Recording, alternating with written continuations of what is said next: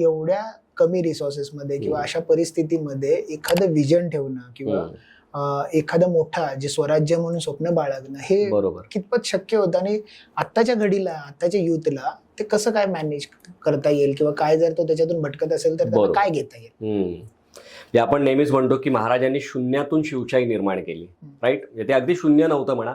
पुणे आणि सुपे हे 2 छोटे परगणे त्यांना मिळाले होते आणि ते पण काही असे सरळ नव्हते मिळाले. म्हणजे शहाजी राजांनी जेव्हा पुणे त्यांना दिलं तर मुरार जगदेव नावाच्या एका सरदारानं पुणे जाळून बेचिराख केलेलं.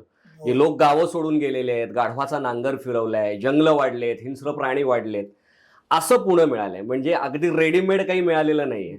मग ते पुणे वसवण्यापासून ही सुरुवात आहे ना. बरोबर. लोकांना पुन्हा बोलवा, अभयाचं वचन द्या, त्यांना मदत करा, त्यांना पुन्हा त्या पुण्यामध्ये येऊन सेटल व्हायला मदत करा, त्यांच्या बेसिक नीड्सवर काम करा, अन्न, वस्त्र, निवारा, त्यांना प्रोटेक्शन, ह्या सगळ्या गोष्टींपासून ती सुरुवात आहे. आपण नेहमीच म्हणतो की मला करायचं खूप काही आहे, but market is not potential to do that ना. असं सिच्युएशन खराब आहे किंवा काय आहे. पण महाराजांनी जेव्हा स्वप्न पाहिलं स्वराज्याचं तेव्हा market was not potential to create an empire. म्हणजे एक साम्राज्य उभं करण्यासाठी बाजारपेठ काही तशी अनुकूल नव्हती, बरोबर. पण तरी सुद्धा महाराजांनी ती सुरुवात केली.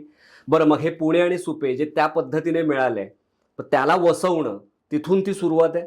त्यात मग काही मुठभर मावळे म्हणजे 12 मावळचे लोक एकत्र करायचे, त्यांच्यामध्ये स्वाभिमान निर्माण करायचा, स्वराज्याचं स्वप्न रुजवायचं.